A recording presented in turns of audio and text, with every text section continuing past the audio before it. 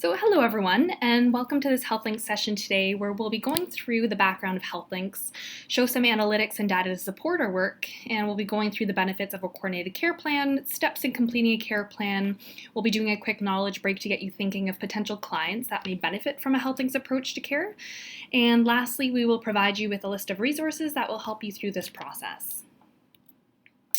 So HealthLinks was first started in 2012 by the Ministry of Health and Long-Term Care, and the provincial strategy stated that this is an approach to integrating care for clients living with complex conditions that optimizes sustainable and person-centered care, as well as serves as a model for all the different sub-regions in our area.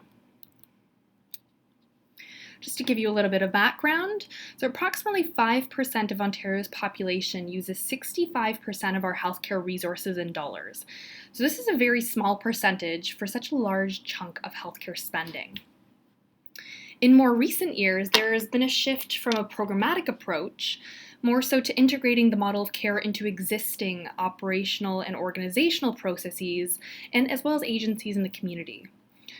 The goal of HealthLinks is really to transform the system by increasing access to integrated quality services for clients that do live with complex chronic conditions. So how can we ensure that this strategic vision is actually achieved? Well, firstly is ensuring that these complex individuals have a coordinated care plan, also known as a CCP, as you can see just on the screen. Ensuring that they have meaningful input into their care plan. So sometimes, and oftentimes actually in healthcare, clinicians want to do what they feel is best for the client, but sometimes this isn't what the clients themselves want. So really this is just ensuring that the approach is client-centered and that the client is also able to tell their own story. And lastly is ongoing care coordination amongst partners, so whether this be primary care, home and community care, social service agencies, hospitals, and so forth. So we'll quickly review the target population of individuals that would likely benefit from our coordinated care plan. And historically, the target population followed more of a medical model with strict criteria in order to be considered a HealthLinks client. But the goal includes moving away from a reactive approach and targeting individuals where they are at their absolute worst to a more proactive approach where agencies and frontline staff are able to target individuals more upstream. So the current target population includes those that are living with complex chronic conditions, so have 4 or more. The identified subgroups are people living with mental health conditions and or addictions issues, those that could benefit from a palliative approach with a life-limiting progressive illness, as well as those that are frail.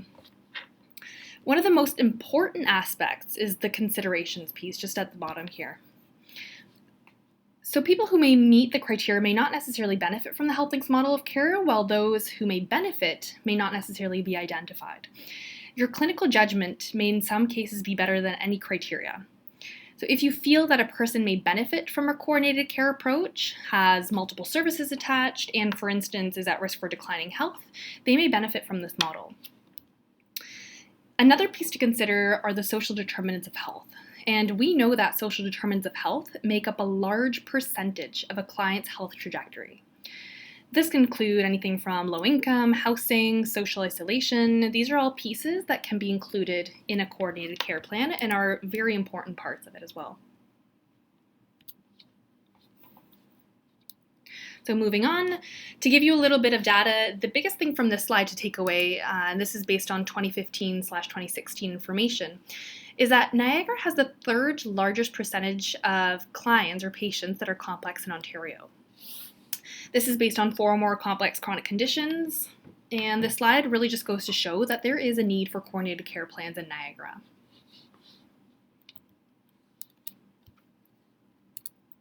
From a hospital utilization perspective, we see that coordinated care plans can make a dramatic impact on the system. And the evidence here shows that coordinated care plans help reduce avoidable use of emergency services and rely less on hospital services. You can see some statistics here in the chart.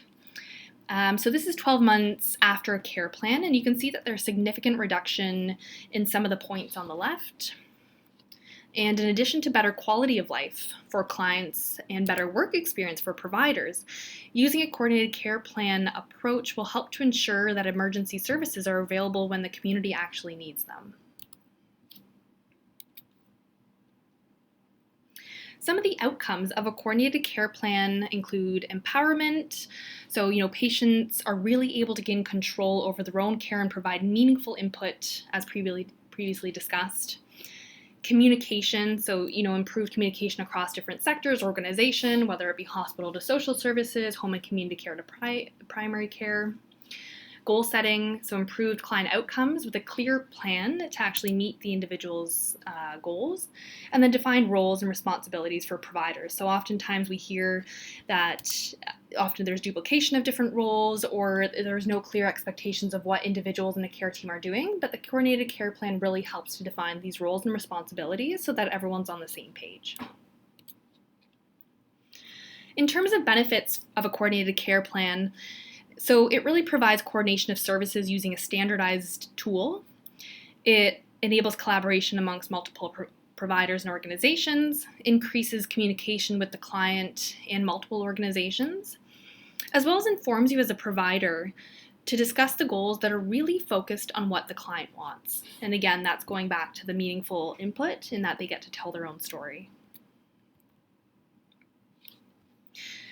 So now we'll be discussing utilizing the coordinated care plan tool. A lot of the points, again, we've already mentioned, but just to give you a quick summary again, a coordinated care plan is a provincial tool to maximize collaboration and communication. It is client-focused. You're able to identify the roles and responsibilities of the care team right on there. It tells the client's story. It supports client-centered goals with a clear plan of action. And this is really an evolving document that is meant to adapt with the client's goals and needs. So this is something that may change over time. It's not one set document that's once it's recorded, it's sort of set for life. In terms of the integrated care lead, so this is an individual that identifies a client who would benefit from a coordinated care plan. So it begins with initial conversations. This integrated care lead would get consent from the client, and then they would start the coordinated care plan themselves. They provide services that are most aligned with the client's goals. They have a good rapport and relationship with the client that can develop and strengthen over time. They're responsible for communication with the client and other care team members. They're the lead contact person for the client as well as the care team. And they can be in evolving roles that clients' goals and needs change. So we'll be talking about that a little bit later on as well with warm transitions and what that may look like. So roles and responsibilities, moving on to the care team members. Some of these include that they contribute to coordinated care plans. So really that includes the development, providing updates, and really supporting, again, the client with their goals and what's most meaningful to them. The care team members communicate changes in the client's health and well-being to the integrated care lead, as well as they use a client-centered approach to deliver services, as well as coordination to achieve the client's goals. This next diagram just goes to show that a care team can be very dynamic and can encompass many different agencies and providers. So again, it's very dependent on the client and what their needs are, and then also depending on the client's health trajectory, the type of service provider, and this may all change along the way. This is a fun analogy that is used to describe a client that's really driving their own care. So you can see the patient, that's just up here, and they're the ones that are driving the bus and directing their own care. And the passengers, all in the back, are all the care team members along with the integrated care lead. They're the ones that are assisting the client in reaching their goals. Some people may remain on the bus while others may come and go depending on the actual needs of the client. So next we'll go into My Goals and Action Plan. This is part of the care plan that highlights the client's goals and action plan and how they will achieve their goals. So the first part is what I hope to achieve. So for example, you can have a client that says, I want to find a new family doctor in Niagara Falls by the end of May. So then we go on to the next section that states, what can we do to actually achieve that goal? So for example, we have Carolyn here as the patient. So Carolyn will review Healthcare Connect or other documents as well. The patient, client, or Carolyn will contact the doctor's offices listed in Niagara Falls from niagaradocs.ca. Shannon will support Carolyn by filling out the physician office applications. Shannon will support Carolyn to register with Healthcare Connect. So this is again her lead that is taking that role and helping Carolyn with whatever her goals may be. And then you have some details here, so I'm not going to go through every single one of them, but you can just sort of see that it's very clear and comprehensive in terms of the dates. You can see when Carolyn has actually been accepted as a patient and ultimately her goal has been achieved. You can see when they went into the doctor's office to fill out the application, and then when other documents were reviewed as well. So you have who will be responsible for that care plan and part of the My Goals in Action plan, so Carolyn herself, which is the client, and then Shannon, which is the lead. And then again, the date is put on the far right-hand column, the date of the goal that was identified.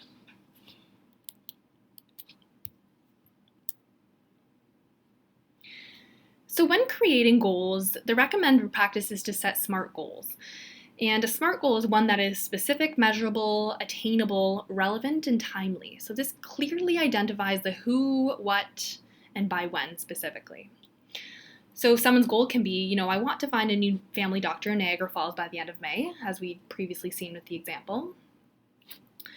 And, it's really driven by what's the most important to me and my concerns section. So the client's biggest healthcare concern was not having a family physician. The next part is start the goals detail with the date to track progression and finish with the person's name in brackets. So you can sort of see from the previous example, you're able to demonstrate your team's progression. So in brackets here, you have the individual's name as well. So you're able to track the roles. And again, seeing with the example there. The goal should be client-driven and use their own words. So remember that a client is actually getting a copy of their own care plan, so this needs to make sense to them and really be clear. So using the own's patient's or client's language is very important. In terms of some successful approaches, the first one is a care conference, so really including the client and members of the care team as part of the discussion. Ensuring that clients are participating in achieving their own goals and that they're really the ones that are driving their own care. Conduct joint visits when possible. So this saves time for everyone. It's more effective when everyone is at the table because you're really understanding the different strengths in a care team. The fourth one here is utilizing the strengths of organizations and role of care team members to reach the client goals. So it's important to remember that different individuals have different skill sets, and it's important to utilize that expertise when bringing individuals to the same table. Keeping the language simple and client-centered, and then lastly, consistent communication amongst not only care team members, but again, also the client. So now we'll be going through steps in completing a coordinated care plan. So this is just sort of a diagram here that illustrates all the different points, and then we'll get into each one of them in detail. So the first step is you're identifying the individual that would benefit from a coordinated care plan, asking the client if they would like to be part of the coordinated care plan while really emphasizing that it's a team-based approach to care. And you'd want to get that consent up front. With the client's input, you will initiate the care plan and begin to build their care team. With the 4 points, we encourage individuals and for yourself to have a case conference and share information with the care team members themselves. And then the last point is just updating the care plan and share it as needed. So for identifying the patient who would benefit from coordinated care planning, so we have the identified subgroups again that were mentioned earlier, so living with the mental health and or addictions issue, those that could benefit from a palliative approach to care, or those that could benefit from a frail approach to care, as well as the considerations, and one of the most important parts again is the social determinants of health, high frequency utilization of healthcare resources, so for example, emergency department admissions, and then using your clinical judgment as well. So, for example, asking yourself, does this client need support from multiple service providers? And if so, would this maybe benefit? So we're just going to stop for one moment, and we're going to do a really quick knowledge check to go through 2 scenarios, and really ask yourself throughout these 2 scenarios, would this person really benefit from coordinated care? Would there be value if the person were to have a coordinated care plan? And then we'll be walking through to see what the process would look like. So this first case scenario, so it's a 60-year-old male who has uncontrolled diabetes, has a history of falls, is currently taking multiple medications, is at risk of homelessness, has no social supports present, is not connected to any services, receives ODSP, has called 911 10 times within the last month, has a diagnosis of bipolar disorder, history of anxiety, and lastly requires assistance with activities of daily living. So, would this person benefit from a coordinated care plan? The answer is yes. And we'll be going through a little bit of the reasoning as to why. So, you know that they're impacted by the social determinants of health, which we've mentioned previously. There's no current supports. They call 911 multiple times. They can definitely benefit from a team-based approach, especially given that they have multiple chronic conditions, no current supports. So this individual would definitely be someone that could benefit from a coordinated care plan. So next individual, we have a 40-year-old female. Boyfriend pawned her valuable possessions. Boyfriend recently left, and they're not coping well. Socially isolated. She has challenges with food security, challenges with transportation. There's underlying mental health concerns that are not officially diagnosed. The hygiene is neglected, and engaged with multiple service providers. So this one's a little bit different in that she is engaged with multiple service providers. So, really ask yourself, would this individual benefit from a coordinated care plan? So the answer in this one is yes as well. And just some of the reasonings here behind it as well. So even if they are engaged with multiple service providers, they would benefit knowing that they have mental health concerns, they'd benefit from a team-based approach, they're impacted by the social determinants of health, and as well we know that there's some financial barriers there. So again, the social determinants of health component can come in. The next step is to invite. And really, it's best to get consent before you begin. And being transparent and having an open discussion while completing any assessments or while inviting the individual to being part of the care team is really an important step. Using simple language, identifying the benefits, and discussing a team approach to care is part of the invite stage.